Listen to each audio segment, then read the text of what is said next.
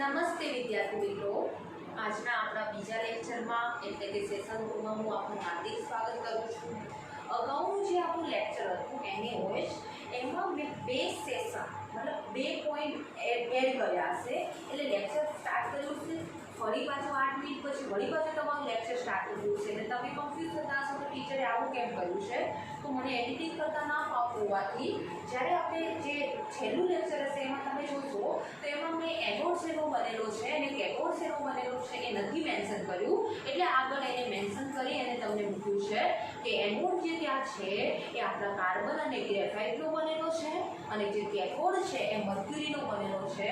કારણ કે આ પોઈન્ટ બહુ જરૂરી હતું કે એનોડનો સળિયો તો લગાવી દીધો, કેથોડનો સળિયો લગાવી દીધો NaOH બનાવટમાં, પણ એનો બનેલો શેનો છે? કાર્બનનો।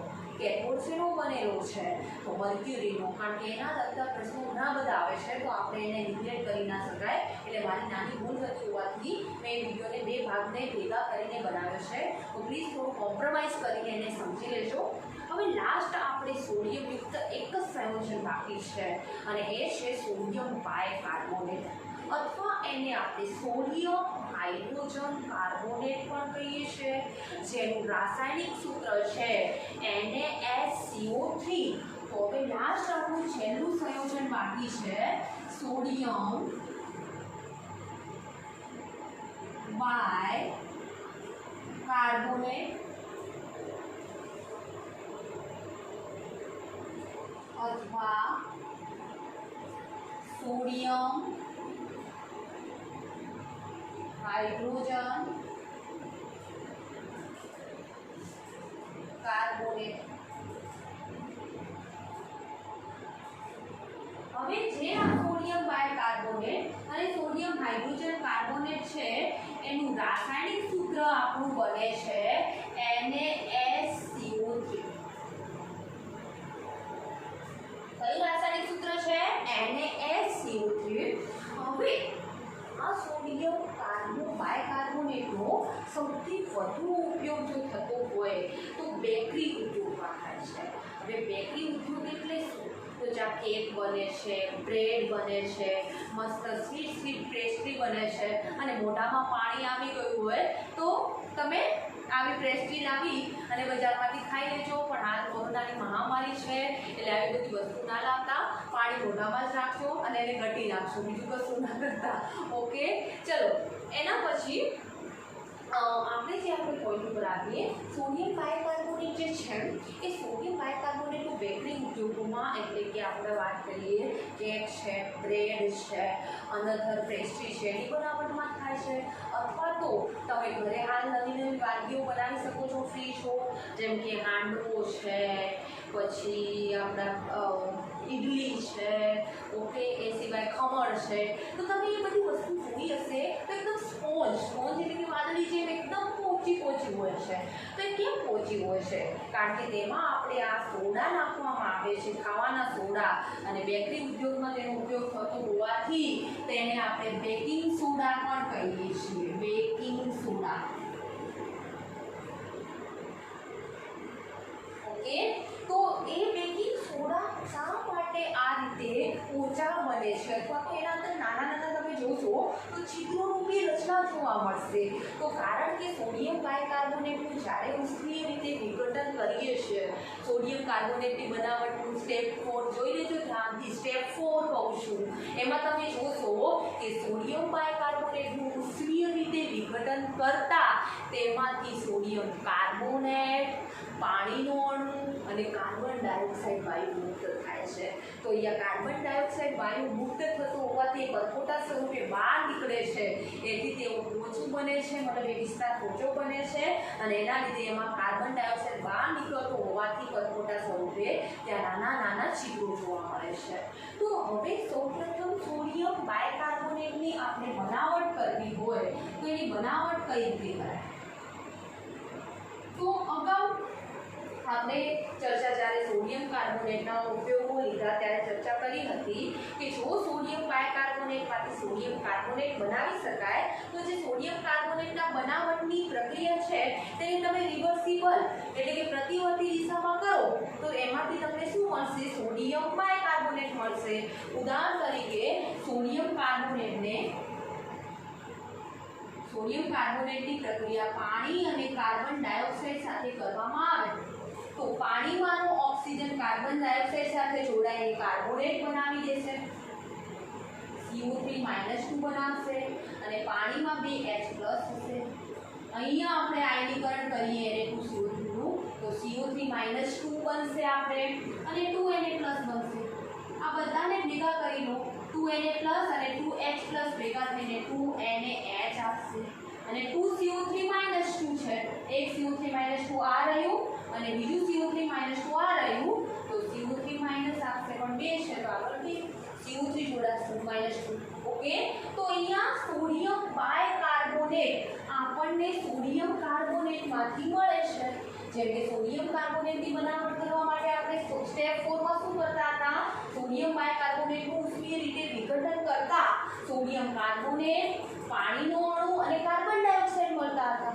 બસ સેમ પ્રોસેસ અહીંયા કરવાની છે પણ રિવર્સિબલ પ્રોસેસ છે કે સોડિયમ કાર્બોનેટની પ્રક્રિયા પાણી અને કાર્બન ડાયોક્સાઇડ સાથે કરવાથી સોડિયમ બાયકાર્બોનેટ મળે છે. ત્યારબાદ એના ગુણધર્મોની ચર્ચા કરીએ. તો સોડિયમ બાયકાર્બોનેટના ભૌતિક ગુણધર્મોની ચર્ચા કરીએ તો બધા જ સોડિયમ યુક્ત સંયોજનો સફેદ કલરના અને સ્ફટિકમય ઘન સ્વરૂપે હોય છે. તો આ પણ સફેદ સ્ફટિકમય ઘન પદાર્થ છે. આપણે અત્યાર સુધી જેટલા પણ સોડિયમના સંયોજનો લીધા જેમાં સોડિયમ કાર્બોનેટ છે, સોડિયમ ક્લોરાઇડ છે અને સોડિયમ હાઇડ્રોક્સાઇડ છે, આ ત્રણે ત્રણ સંયોજનો પાણીમાં સુદ્રાવ્ય હતા એટલે કે સંપૂર્ણપણે પાણીમાં ઓગળી જતા હતા. જ્યારે સોડિયમ બાયકાર્બોનેટ આપણે અગાઉ પણ સોલ્વે પદ્ધતિમાં પણ જોયું કે સોડિયમ બાયકાર્બોનેટ પાણીમાં અદ્રાવ્ય હોવાથી એને અદ્રાવ્ય અવક્ષેપ સ્વરૂપે ગાળણપત્ર વડે દૂર કરી શકાય છે. ત્યાં તમને આ પોઈન્ટ મળી જાય છે કે સોડિયમ બાયકાર્બોનેટ પાણીમાં અલ્પ દ્રાવ્ય છે એટલે કે સંપૂર્ણપણે પાણીમાં ઓગળતો નથી. ત્યારબાદ સોડિયમ બાયકાર્બોનેટ પણ પ્રયોગશાળામાં પ્રક્રિયક તરીકે વપરાય છે. ઘણી બધી રાસાયણિક પ્રક્રિયાઓમાં એ ઉપયોગી નીવડે છે. જેમ કે આલ્કલીની પણ બનાવટ કરવી છે તો સોડિયમ બાયકાર્બોનેટ વડે આલ્કલીની પણ બનાવટ આપણે કરી શકીએ છીએ. ઉદાહરણ તરીકે રાસાયણિક ગુણધર્મોમાં આપણે લઈએ આલ્કલી એટલે કે સોડિયમ હાઇડ્રોક્સાઇડ. સોડિયમ બાયકાર્બોનેટની પ્રક્રિયા હું પાણી સાથે કરું તો પાણી સાથે એ રાસાયણિક પ્રક્રિયા કરીને આયનીકરણ પામશે. પહેલા તો આપણે આયન જોઈ લઈએ Na+ HCO3 એટલે કે બાયકાર્બોનેટ આયન મળશે HCO3- પાણીમાં H+ અને OH-. હવે સોડિયમ બાયકાર્બોનેટનો સોડિયમ આયન એ પાણીમાંના OH- આયન સાથે જોડાઈને દેખો NaOH જેવો બેઝ બનાવી દે છે પ્લસ પાણીમાં રહેલો બાયકાર્બોનેટ આયન NaHCO3 માં રહેલો બાયકાર્બોનેટ આયન પાણીમાંના H+ સાથે જોડાઈને કાર્બોનિક એસિડ બનાવે છે. હવે દેખો આ પ્રક્રિયા કેવા પ્રકારની થઈ? તમે જાણો છો કે જો એસિડ અને બેઝ વચ્ચે પ્રક્રિયા થાય તો ક્ષાર અને પાણી મળે. તો આનાથી રિવર્સિબલ જ થયું ને કે NaHCO3 એક પ્રકારનો ક્ષાર છે સોડિયમનો અને એની પાણી સાથે પ્રક્રિયાથી આપણને શું મળવાનું છે? આલ્કલી એટલે કે બેઝ અને એસિડ મળશે. તો આ જ થાય છે, બીજું કંઈ નવું થતું નથી. ઓકે, તો આલ્કલીની બનાવટમાં એટલે કે રાસાયણિક રીતે ઘણા બધા સંયોજનોની બનાવટમાં તેનો ઉપયોગ થાય છે પણ આપણી પૂરતું એક જ્ઞાન છે કે આલ્કલીની બનાવટમાં તેનો ઉપયોગ થાય છે. ક્યાંય આ બુકમાં અથવા મટીરિયલમાં મેં સમીકરણ નથી લખ્યું એટલે શું કહું છું કે બધી વસ્તુ તમે ખાસ કરીને નોટ ડાઉન કરો, જેથી કંઈ પણ મારાથી પણ છૂટી ગયું હોય તો તમે તમારા મટીરિયલમાં અને તમારી નોટબુકમાં અથવા તમારી બુકમાં તેને ઉતારી શકો. ત્યારબાદ એના ઉપયોગોની ચર્ચા કરીએ.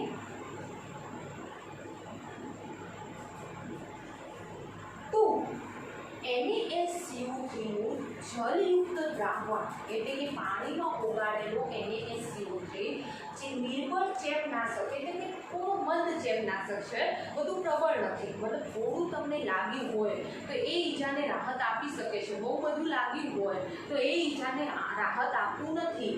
એટલે પોઈન્ટ છે કે નિર્બળ ચેપનાશક તરીકે વસ્તુ હોવાથી તેનો ઉપયોગ ચામડીના રોગો માટે પણ થાય છે. તો સૌપ્રથમ એનો ઉપયોગ છે ચામડીના રોગોમાં ચેપનાશક તરીકે ઉપયોગી નીવડે છે અથવા ઉપયોગી છે. ત્યારબાદ આપણે 12મા ધોરણમાં છેલ્લું પ્રકરણ આવશે, એમાં વિવિધ પ્રકારના ઔષધોની આપણે બહુ ઊંડાણપૂર્વક ચર્ચા કરીશું. તો ત્યાં તમે જોશો કે સોડિયમ બાયકાર્બોનેટ જે છે એનો ઉપયોગ એસિડિટી જેવા રોગો જેની રાહત માટે કરવામાં આવે છે. એસિડિટી એવો રોગ છે કે જેનું સંપૂર્ણપણે નિદાન નથી થતું, માત્ર એને રાહત અનુભવી શકાય છે. તો એસિડિટી જેવા રોગોના રાહત માટે જે દવાઓ બનાવવામાં આવે છે તો એ દવાઓને આપણે એન્ટાસિડ એટલે કે એસિડિટીનો વિરોધ, એન્ટી એટલે વિરોધ કરતી દવા, એન્ટાસિડ એન્ડ પ્લસ એસિડ એટલે કે એસિડિટીનો વિરોધ કરતી દવાઓ બનાવવા માટે થાય છે. તો બીજો પોઈન્ટ છે એનો એસિડિટીની સારવારમાં ઉપયોગી છે. થર્ડ પોઈન્ટ છે અને ખૂબ અગત્યનો કહેવાય એવો પોઈન્ટ છે કે જ્યારે આપણે હવે તો તમે જુઓ છો કે આપણે જે અગ્નિશામક મોટાભાગે સિલિન્ડર આવે છે, ફાયર એક્સટિંગ્યુશર આપણે જેને કહીએ છીએ, એ ફાયર એક્સટિંગ્યુશરમાં ડાયકાર્બન ડાયોક્સાઇડ વાયુ ભરવામાં આવે છે કારણ કે એ અગ્નિશામક તરીકે વર્તે છે. પણ ઘણી જગ્યાએ ફાયર એક્સટિંગ્યુશરમાં સોડિયમ બાયકાર્બોનેટ પણ ભરવામાં આવે છે અને એમાંથી કાર્બન ડાયોક્સાઇડ વાયુ મુક્ત થાય છે. આવું કરવા પાછળનું કારણ છે કારણ કે કાર્બન ડાયોક્સાઇડ વાયુ છે એ પાત્રમાં લાંબા સમય સુધી રહી ના શકે અથવા પાત્રને તોડીને પણ બહાર આવવાનો પ્રયત્ન કરે. તેથી લાંબા સમય સુધી તમારું પાત્ર મૂળ સ્થિતિમાં જળવાઈ રહે તેના માટે સોડિયમ બાયકાર્બોનેટને આગ બુઝાવવાની જે પણ તમારું સિલિન્ડર છે એ સિલિન્ડરની નળીઓમાં અથવા સિલિન્ડરમાં ભરવામાં આવે છે. હવે સિલિન્ડરમાં બાયકાર્બોનેટ ભરેલું છે, દેખો આકૃતિ વડે થોડો સમજાવવાનો પ્રયત્ન કરું છું. જેમ કે ફોર એક્ઝામ્પલ આ તમારી ફાયર એક્સટિંગ્યુશરનું સિલિન્ડર છે, એમાં મેં સોડિયમ બાયકાર્બોનેટ ભરેલું છે NaSCO. અને જ્યારે કોઈ આગ લાગે છે ત્યારે આ સિલિન્ડરમાં રહેલી આ નળીમાંથી આ રીતે આપણો NaSCO3 પસાર થવાનો છે અને અહીં નળીવાળા ભાગમાં કોઈ પણ એસિડ ભરેલો હોય છે. એસિડ તરીકે તમારો HCl પણ હોઈ શકે, H2SO4 પણ હોય, હું સમીકરણ વડે સમજાવું, અથવા નાઇટ્રિક એસિડ હોય. હવે એસિડ ભરવાથી શું થાય છે તો સોડિયમ બાયકાર્બોનેટ અને એસિડ વચ્ચે પ્રક્રિયા થઈને તમારો અગ્નિશામક તરીકે વર્તતો વાયુ કાર્બન ડાયોક્સાઇડ છૂટો પડે છે. કઈ રીતે ચલો સમીકરણ વડે સમજાવું, બુકમાં નથી, તમે આગળ સમીકરણ ખાસ નોટ કરજો કારણ કે આપણા મટીરિયલમાં પણ આ સમીકરણ નથી. જેમ કે ફોર એક્ઝામ્પલ મેં સોડિયમ બાયકાર્બોનેટ લીધો છે, એની પ્રક્રિયા HCl સાથે કરું છું તો શું થશે, આયનીકરણ કરીએ તો આપણને ખબર છે કે અહીંયાથી Na+ બાયકાર્બોનેટમાંથી OH- કારણ કે કાર્બોનેટમાંથી એક ઓક્સિજન અને એક હાઇડ્રોજન છૂટો પડશે, કાર્બન ડાયોક્સાઇડ વાયુ બની જશે. આપણે વારે ઘડી આ બધા સમીકરણો બહુ શીખવાડ્યા છે. અને HCl માં H+ અને Cl-. હવે તમે અહીંયા જોઈ શકો છો કે NaSCO3 નો Na+ એ તમારા HCl માં રહેલા Cl- સાથે જોડાઈને ક્ષાર બનાવી દેશે NaCl પ્લસ HCl માં રહેલો H+ અને NaSCO3 માં રહેલો OH- ભેગા ભેગા થઈને શું બનાવી દેશે? H2O એટલે કે પાણીનું અણુ બનાવી દેશે અને વાતે ગાતે તમને કાર્બન ડાયોક્સાઇડ વાયુ મુક્ત થતું હોય એવું જોવા મળશે અને આ જ કાર્બન ડાયોક્સાઇડ વાયુ જે તમારું છે એ તમારા જ્યારે પણ ક્યાંય આગ લાગે છે તો આગ ઓલવવા માટે અગ્નિશામક તરીકે વર્તે છે. ચલો તમે એમ કે આ તો એક જ સમીકરણ છે ટીચર, પણ બીજું કોઈ સમીકરણ સમજાવો. હાઇડ્રોક્લોરિક એસિડ સિવાયનું કોઈ બીજો એસિડ લઈને સમજાવો. તો ચલો આપણે બીજો એસિડ લઈએ, જેમ કે ફોર એક્ઝામ્પલ NaSCO3 ની પ્રક્રિયા આપણે HCl સાથે કરીએ. ફરીથી આયનો તો H, Na+, OH- અને CO2. HCl માં H+ અને HCl લઈએ તો ખોટી HNO3 લેવાનું છે. HNO3 તો HNO3 માં કયો આયન છૂટો પડશે? NO3- ion. હવે આ Na+ જે આપણા સોડિયમ બાયકાર્બોનેટમાં રહેલા NH+ અને નાઇટ્રિક એસિડમાં રહેલા NO3- આયનો ભેગા થઈને NaNO3 એટલે કે સોડિયમ નાઇટ્રેટ બનાવી દેશે. OH- અને H+ ભેગા થઈને H2O બનાવી દેશે. તો બાકી રહ્યું હવે આપણું CO2 જે અગ્નિશામક તરીકે વર્તશે અને આગ ઓલવવા માટે મદદરૂપ થશે. ઓકે, ત્યારબાદ આપણે હજુ પણ વિવિધ પ્રકારની પ્રયોગશાળામાં જેટલી પણ પ્રક્રિયાઓ થાય છે ત્યાં પ્રયોગશાળામાં એ પ્રક્રિયા તરીકે જેમ કે અહીંયા પણ આ પ્રક્રિયા તમે પ્રયોગશાળામાં કરી શકો છો કે બાયકાર્બોનેટ છે, સોડિયમ બાયકાર્બોનેટ છે, એની હાઇડ્રોક્લોરિક એસિડ સાથે પ્રક્રિયા કરશો તો CO2 વાયુ ઉર્જા સાથે બહાર આવશે. આપણે 12મા ધોરણમાં પ્રેક્ટિકલમાં આવશે પણ ખરા. અથવા તો નાઇટ્રિક એસિડ સાથે પ્રક્રિયા કરશો તો પણ CO2 વાયુ ઉર્જા સાથે બહાર આવશે. આવી રીતે આપણે સલ્ફ્યુરિક એસિડ લઈને તમે જાતે ટ્રાય કરજો, તમને આવડે છે કે નહીં. ઇવન જે આપણું હોમવર્ક છે એ હોમવર્કમાં પણ મૂકીશ કે તમને ફાવે છે કે નહીં. ઓકે, તો આપણે અહીંયા જોઈ શકીએ છીએ કે આપણું જે સોડિયમ બાયકાર્બોનેટ અથવા સોડિયમ હાઇડ્રોજન કાર્બોનેટ છે એનો આપણે ઉપયોગ કઈ જગ્યાએ કરી શકીએ છીએ? ચામડીના રોગોની સારવાર માટે મંદ, વધારે પ્રબળ ચેપનાશક નથી, વધારે ગંભીર રોગો હોય તો એ રોગોની સારવાર માટે કંઈ આપણો NaSCO3 કામ નથી આવતો, પણ નાનો મોટો કોઈ ચામડીનો રોગ થયો હોય તો તેમાં મંદ ચેપનાશક તરીકે આપણું જે છે એ સોડિયમ બાયકાર્બોનેટ વર્તે છે.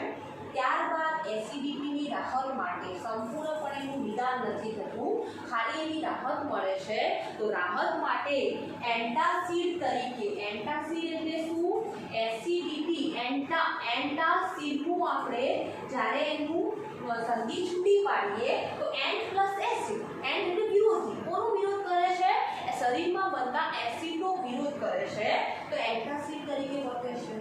અને મેઇન પોઈન્ટ ખાસ આ બધું ડીપમાં વધારે આપવું, આ પોઈન્ટ ખાસ નોટ કરજો કે આગ ઓલવવાની નળી અથવા તો આગ ઓલવવાની જે સિલિન્ડર હોય છે એ સિલિન્ડરમાં સોડિયમ બાયકાર્બોનેટ ભરવામાં આવે છે અને નળીમાં એસિડ ભરવામાં આવે છે. જેવું તમારે ક્યાંય આગ લાગે તો સોડિયમ બાયકાર્બોનેટને નળીમાંથી પસાર થતા એ નળીમાં રહેલા એસિડ સાથે પ્રક્રિયા કરીને કાર્બન ડાયોક્સાઇડ વાયુ છૂટો કરે છે અને આ કાર્બન ડાયોક્સાઇડ વાયુ જે છે એ અગ્નિશામક તરીકે વર્તે છે.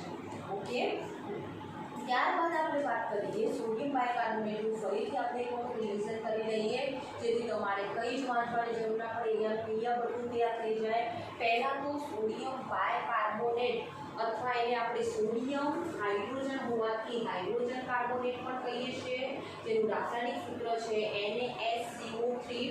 સોડિયમ બાયકાર્બોનેટને બેકિંગ સોડા એટલે કે ખાવાના સોડા તરીકે પણ આપણે ઓળખીએ છીએ.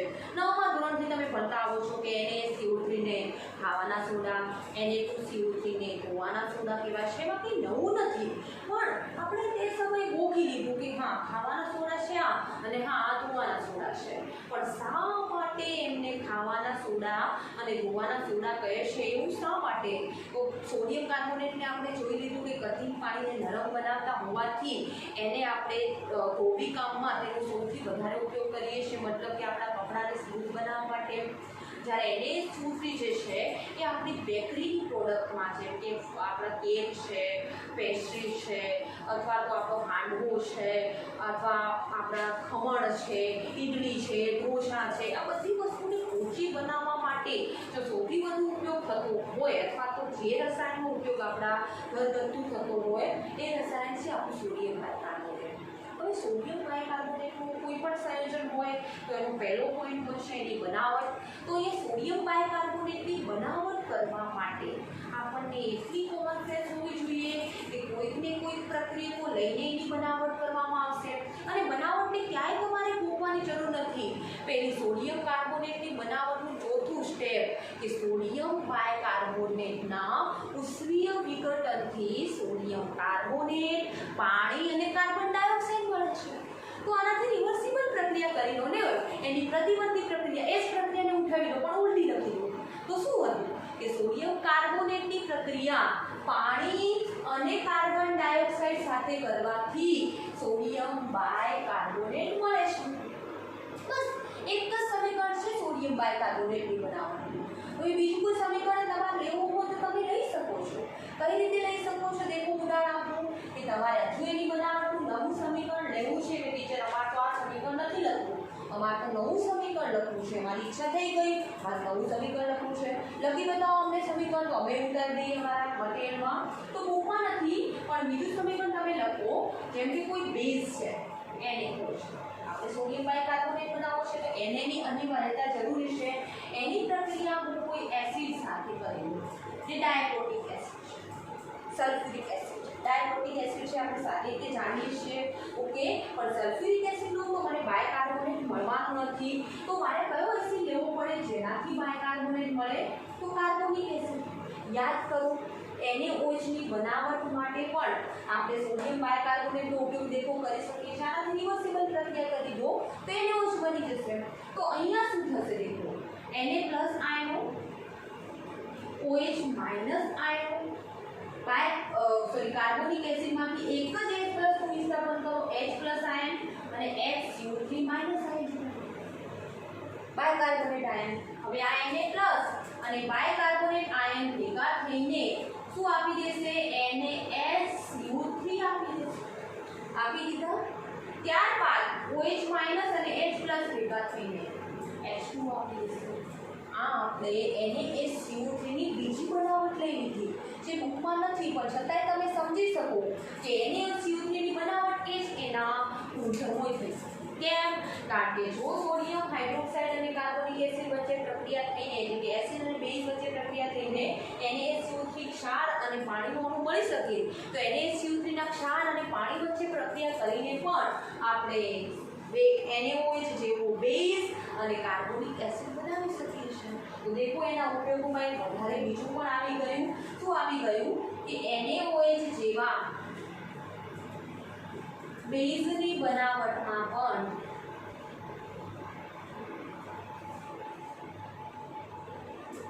ઉપયોગી નીવડે છે. ઓકે, તો અહીંયા આપણે સોડિયમ બાયકાર્બોનેટનો જે પોઈન્ટ છે એ પોઈન્ટ અહીંયા પૂર્ણ થાય છે. ઓકે, કોઈ ડાઉટ હોય તો પ્લીઝ મને મેસેજ કરજો અથવા કોમેન્ટ બોક્સમાં લખજો. હોઈ શકે તો મેસેજ કરજો અથવા કોલ કરો તો કોલ પણ કરી શકો છો. પણ મેસેજથી રિસ્પોન્સ જલ્દી મળશે. કોલ મે બી મારી પાસે હર વખતે મોબાઈલ હોય એવું જરૂરી છે નહીં. ઓકે, તો અહીંયા આપણે સોડિયમ બાયકાર્બોનેટની બનાવટ જેને આપણે બેકિંગ સોડા કહીએ છીએ એની બનાવટ આપણે કરી. તેના ગુણધર્મોમાં ભૌતિક ગુણધર્મોમાં એ આપણે સમજ્યા કે સફેદ સ્ફટિકનો એક ઘન પદાર્થ છે.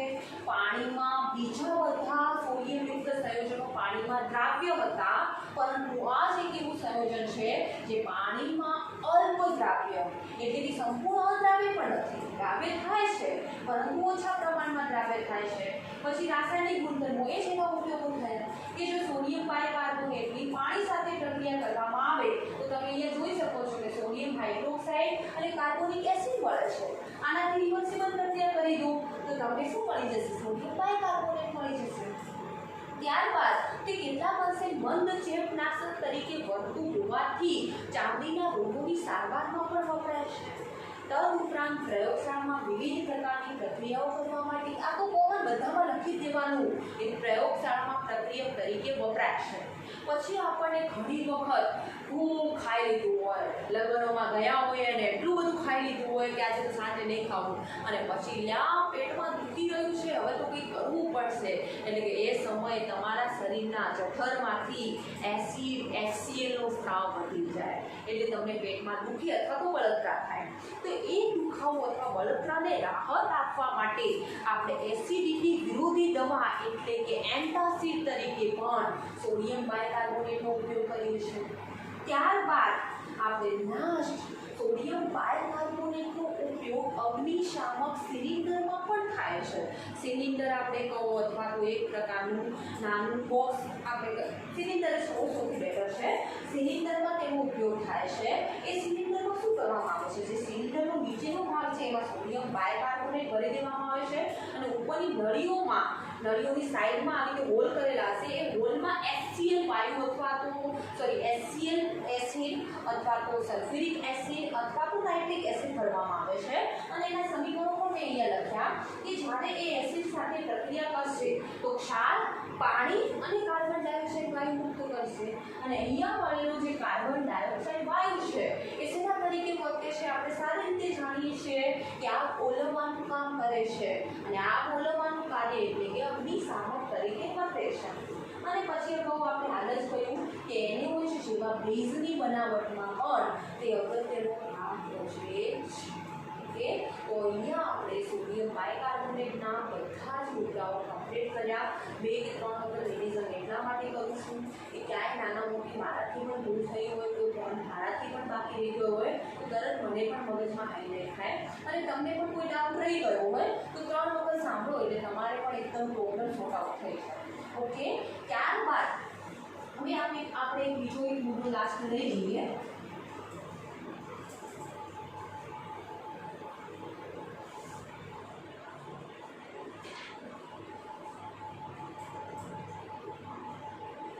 એ મુદ્દો છે આપણો કે આલ્કલી ધાતુ આપણે વારે ઘડીએ કરી રહ્યા છીએ.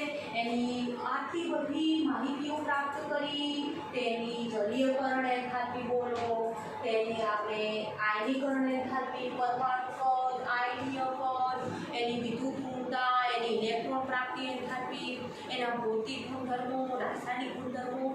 પણ આ બધા આલ્કલી ધાતુ વિશે આપણે ભણવાની શું જરૂર છે? એટલે કે આ આલ્કલી ધાતુ જે છે એનો ઉપયોગ શું?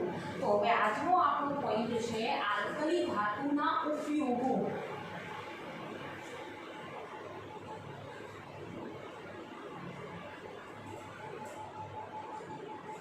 અને ઉપયોગો મોટાભાગે બેટા ઔદ્યોગિક ક્ષેત્રે કરવામાં આવતા હોય છે. વ્યાવહારિક ધોરણે આપણે એનો ઉપયોગ કરતા નથી. ઉદ્યોગોમાં તેનો ઉપયોગ થાય છે. એટલે કેટલાક અંશે હું પૂરો પ્રયત્ન કરું છું બેટા ઉપયોગો સમજાવવાની, પણ હવે આપણને માણસ કેમ બનાવ્યા, આપણો ઉપયોગ શા માટે છે? હરેક માણસના અલગ અલગ ઉપયોગ હોય. અમુક માણસ જેમ કે હું છું તો કેમેસ્ટ્રીનું જ્ઞાન આપું છું, આપણા અશોક સર છે તો તમને ફિઝિક્સના સારા જ્ઞાનથી તમને સારું જ્ઞાન પીરસે છે. આપણા વિજયભાઈ સર છે એ બાયોલોજીનું જ્ઞાન આપે છે, તો એમનો ઉપયોગ બાયોલોજી મને ભણાવવાનું છે. મને બીજી કાર્યશીલતા છે એમનામાં, પણ એ કાર્ય કરે છે. મારું કાર્ય છે આપણું તમને કેમેસ્ટ્રીનું જ્ઞાન આપવાનું. તો આલ્કલી ધાતુના પણ ઉપયોગો છે. એ ઉપયોગોને આપણે હોઈ શકીએ એટલો સમજવાનો પ્રયત્ન કરીએ, પણ ઉપયોગો યાદ પણ આપણે એટલા જ રાખવા પડશે, કારણ કે બધી ઔદ્યોગિક માહિતી છે. તો પહેલી આલ્કલી ધાતુ તરીકે આપણે સારી રીતે જાણીએ છીએ કે આપણી પહેલી આલ્કલી ધાતુ છે લિથિયમ. તો લિથિયમનો પોતાનો ખુદનો કોઈ ઉપયોગ છે? હા છે. કયો શું ઉપયોગ છે? તો લિથિયમ એ સક્રિય ધાતુ છે. યાદ કરો, સૌથી પ્રબળ રિડક્શન કરતા સોડિયમ કરતાં પણ વધારે. તો મતલબ કે એનો ઉપયોગ વિદ્યુત રાસાયણિક કોષમાં વિદ્યુત ધ્રુવ તરીકે થઈ શકે છે. તો પહેલો ઉપયોગ વિદ્યુત રાસાયણિક કોષમાં વિદ્યુત ધ્રુવ તરીકે. વિદ્યુત ધ્રુવ એટલે પેલા સળિયા લગાવીએ છીએ, એ સળિયા જ એક પ્રકારના વિદ્યુત ધ્રુવ છે. એનોડ તરીકે, કેથોડ તરીકે. ઓકે, બીજો લિથિયમ કેટલીક ધાતુ સાથે મિશ્ર થાય. બે ધાતુઓ ભેગી થાય છે કે આપણે ઘરેલું સોનાનું કહીએ છીએ, ભલે સોનાનું બોલતા હોઈએ પણ એમાં પણ કેટલાક હશે, કોપર છે, ઝીંક છે, સિલ્વર છે. આપણે સારી રીતે જાણીએ છીએ કે આપણે જે ઘરેલું પહેરીએ છીએ એ ખરેખર એક પ્રકારની મિશ્ર ધાતુ છે. તો લિથિયમ આપણને ખબર છે કે સખત બહુ છે, ઓકે, અને કેવું છે, નરમ પણ છે, ઓકે. સખ્તાઈ સારી છે પણ વજનમાં થોડી સખત છે, પરંતુ વજનમાં કેવું છે, હલકું છે. તો હોઈ શકે કે એનો ઉપયોગ હલકા ધાતુ બનાવવા માટે, કોઈ વસ્તુમાં એવું હોય કે આપણે જોઈએ કે છે એકદમ મજબૂત તાકાતવાળું પણ વજનમાં કેવું છે, હલકું છે, એવા સંયોજનો બનાવવા માટે પણ તેનો ઉપયોગ થતો હોય. એ સિવાય લિથિયમ જ્યારે લેડ જેવી ધાતુ સાથે જોડાય, એટલે કે લિથિયમ અને લેડ એટલે પીવી ની મિશ્ર ધાતુ જે સફેદ રંગની હોય છે, એ મિશ્ર ધાતુનો ઉપયોગ થાય છે વાહનોની એન્જિન અથવા કોઈ પણ વસ્તુના એન્જિનના બેરિંગ બનાવવા માટે. કે એનો ઉપયોગ શું થાય છે, એન્જિનના બેરિંગ બનાવવા, બેરિંગ એક પ્રકારના સ્ક્રૂ જેવું કંઈક હશે તેની બનાવટમાં થાય છે. ત્યારબાદ લિથિયમ અને એલ્યુમિનિયમ. દેખો, એલ્યુમિનિયમ એ સખત અને વજનમાં હલકી ધાતુ છે. લિથિયમ પણ સખત અને વજનમાં હલકી ધાતુ છે.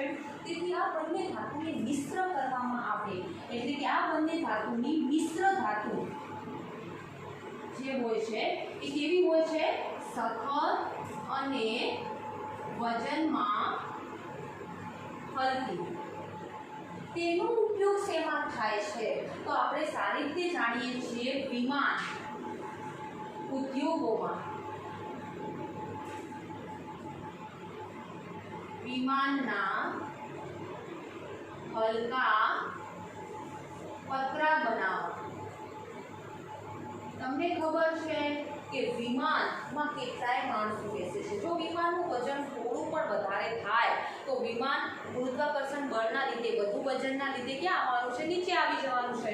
પણ વિમાન ક્યારે નીચે આવતું નથી, અથવા કોઈ સ્ફોટ થાય અથવા કોઈ ધડાકો થાય ત્યારે તૂટીને નીચે ક્રેશ થઈને, આપણે ઘણીવાર કહીએ છીએ વિમાન ક્રેશ થઈ ગયું, તૂટી ગયું, એ અલગ વસ્તુ છે. પણ નોર્મલી વિમાન નીચે નથી આવતું, કારણ કે એના જે પતરા છે એ કેટલીક મિશ્ર ધાતુના બનેલા છે. અને એ મિશ્ર ધાતુ વજનમાં કેવી હોય છે, હલકી હોય છે, પરંતુ તાકાત અંબુજા સિમેન્ટ જેવી હોય છે, એટલે કે એકદમ મજબૂત હોય છે, ઓકે. ત્યારબાદ લિથિયમ અને મેગ્નેશિયમની મિશ્ર ધાતુનો ઉપયોગ, ઓકે. હવે લાસ્ટ મિશ્ર ધાતુ એક જ બાકી રહી છે, એ છે લિથિયમ અને મેગ્નેશિયમની મિશ્ર ધાતુ. અને એનો ઉપયોગ થાય છે લિથિયમ અને મેગ્નેશિયમની મિશ્ર ધાતુનો ઉપયોગ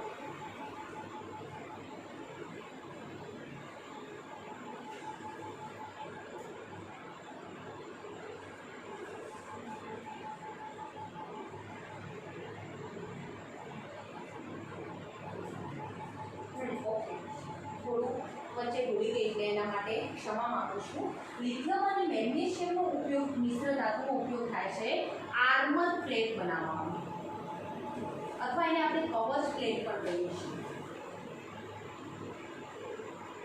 આ જે કવચ પ્લેટ એટલે શું, તો હવે તમને ખબર છે કે ન્યુક્લિયર ભઠ્ઠી તમારે ફિઝિક્સમાં બહુ સારી રીતે 12મા ધોરણમાં આવશે કે ન્યુક્લિયર, આપણે રસાયણ વિજ્ઞાન જેમાં આપણે વાત કરી કે કેન્દ્રમાં રહેલા પ્રોટોનનું ન્યુટ્રોનમાં અને ન્યુટ્રોનનું ઇલેક્ટ્રોનમાં રૂપાંતર થતું હોવાથી વિવિધ પ્રકારના રેડિયો સક્રિયતા ઉત્પન્ન થાય છે. તો આ ન્યુક્લિયર ભઠ્ઠી જે એકદમ પ્રબળ હોય છે, એ ભઠ્ઠીની જે પ્લેટો બનાવવામાં આવે છે, પ્લેટ એટલે કે પતરાઓ જે બનાવવામાં આવે છે, એ પતરાઓમાં આપણે લિથિયમ અને મેગ્નેશિયમની મિશ્ર ધાતુ વપરાય છે, એટલે કે આર્મર પ્લેટ અથવા કવચ પ્લેટનો ઉપયોગ ક્યાં થાય છે, ન્યુક્લિયર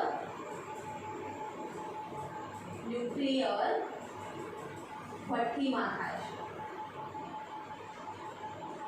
કે એટલે કે અહીંયા લિથિયમનો ઉપયોગ આપણા પૂર્ણ થાય છે. પહેલા લિથિયમનો પોતાનો મુદ્દો ઉપયોગ શું છે, તો એનો મુદ્દો ઉપયોગ છે વિદ્યુત રાસાયણિક કોષમાં વિદ્યુત તરીકે. બીજું છે એક મિશ્ર ધાતુ આપણે બનાવી લિથિયમ અને લેડની મિશ્ર ધાતુ, જેનો ઉપયોગ એન્જિનના બેરિંગની બનાવટમાં થાય છે.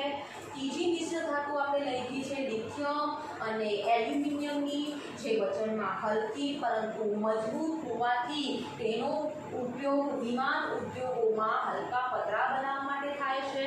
અને ચોથી મિશ્ર ધાતુ લીધી છે લિથિયમ અને મેગ્નેશિયમની, અને આ મિશ્ર ધાતુનો ઉપયોગ આપણે આર્મર પ્લેટ એટલે કે કવચ પ્લેટ બનાવવા માટે, કવચ એટલે કે રક્ષણાત્મક આવરણ બનાવવા માટે.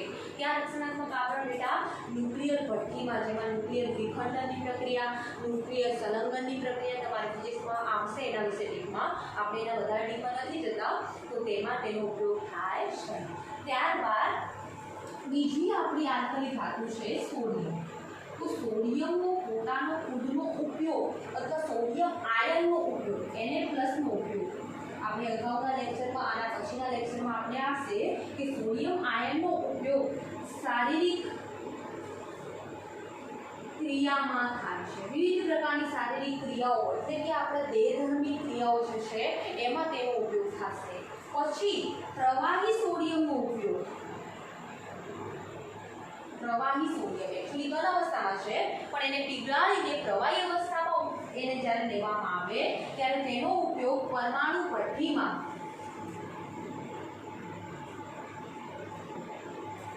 શીતક તરીકે વપરાય છે.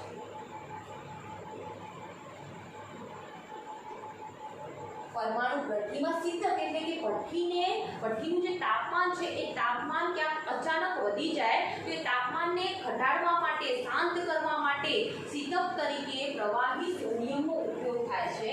એ પછી લિથિયમની જે મિશ્ર ધાતુ બનાવવામાં આવે છે એમ સોડિયમની પણ એક મિશ્ર ધાતુ બને છે સોડિયમ બ્લેક. એટલે કે NaPbની જે મિશ્ર ધાતુ છે એ મિશ્ર ધાતુનો ઉપયોગ ક્યાં કરવામાં આવે છે? તો વિવિધ પ્રકારના કાર્બલેટની બનાવટમાં. હવે તમને થાય આ કાર્બલેટ એટલે શું બને? કાર્બલેટ એટલે શું? તો કાર્બલેટ એટલે કે કાર્બનિક સંયોજન સાથે લેડ જોડાયેલો હશે. મતલબ કાર્બનિક સંયોજન એના સાથે સવર્ગ સહસંયોજક બનથી જોડાયેલો હશે. જેમ કે બે ઉદાહરણ છે PbEt4. તમારે EtU જેવું કંઈક કરેલું છે એમાં 4 કરી લેજો, એ 4 છે, U નથી. અને બીજું છે PbMe4. હવે તમને થશે ટીચર આમાં ક્યાં કાર્બન દેખાય છે? આમાં તો ET અને Me. ET એટલે ઇથાઇલ, ટેટ્રા ઇથાઇલ લેડ. આનું નામ થશે ટેટ્રા ઇથાઇલ લેડ, અને આનું નામ થશે ટેટ્રા મિથાઇલ લેડ. એની બનાવટમાં ઉપયોગ થાય છે આપણા કાર્બલેડ સંયોજનનો, જેમાં લેડ છે. સોડિયમ ત્યાં ઉદ્દીપક તરીકે વર્તે છે, પ્રક્રિયા ઝડપી બનાવવાનું કામ કરે છે. તો હવે આમાં કઈ રીતે બની? Pb વચ્ચે હશે, ઇથાઇલ એટલે CH2 CH3 થાય, કારણ કે CH3 વાળો ભાગ છેલ્લે રહેવાનો છે. અહીંયા પણ CH2 CH3, અહીંયા CH2 CH3 અને અહીંયા CH2 CH3. અને જો ટેટ્રા મિથાઇલ હશે તો ખાલી એકલું CH3 હશે. લેડની સાથે કયો ક્રિયાશીલ સમૂહ ગોઠવાયેલો હશે? મિથાઇલ એટલે કે CH3.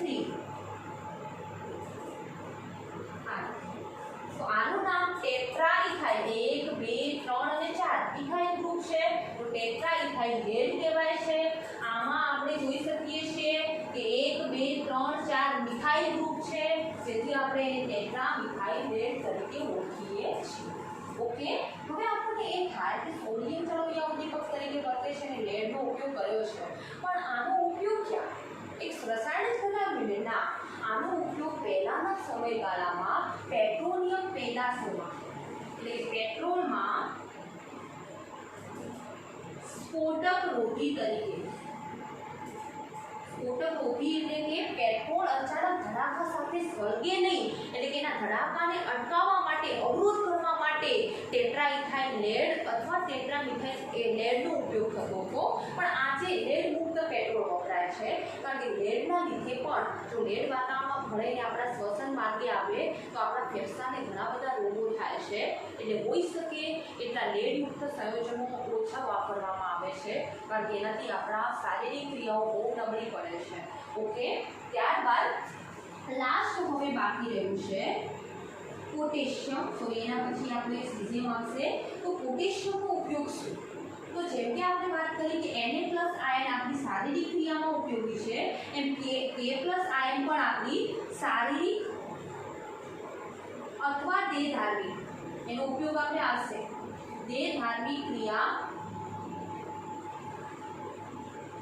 ક્રિયામાં ઉપયોગી છે. અને તદુપરાંત KCl એટલે કે પોટેશિયમ ક્લોરાઇડ તમે જોશો કે ખાતરમાં તમને ત્યાં NPK ખાતર લખેલું છે. નાઇટ્રોજન, ફોસ્ફરસ અને પોટેશિયમ યુક્ત ખાતર એટલે કે ખાતરની બનાવટમાં થાય છે. પછી KOH એ આપણને ખબર છે પ્રબળ બેઝ છે, એનો ઉપયોગ પ્રયોગશાળામાં પ્રક્રિયક તરીકે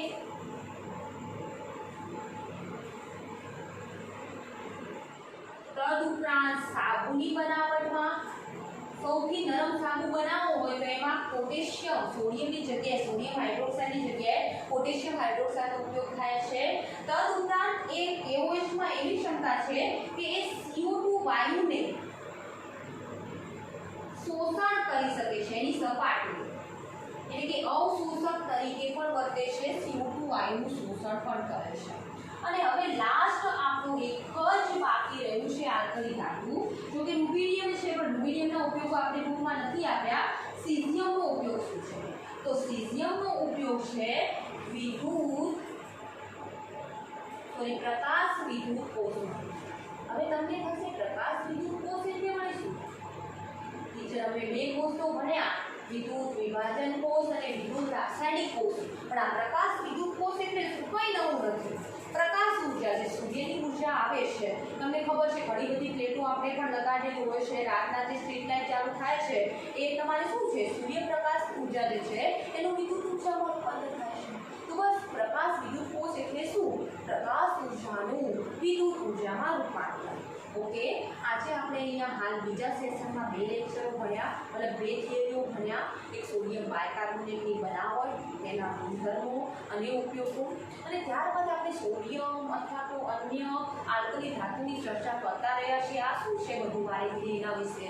તો એના કેટલાક આલ્કલી ધાતુના આપણે ચર્ચા કરીએ છીએ. તો એ ધાતુના તત્વો અથવા તેની મિશ્ર ધાતુ અથવા તેના કેટલાક સંયોજનો જેમ કે KCl છે, KOH છે, એમના ઉપયોગો શું છે?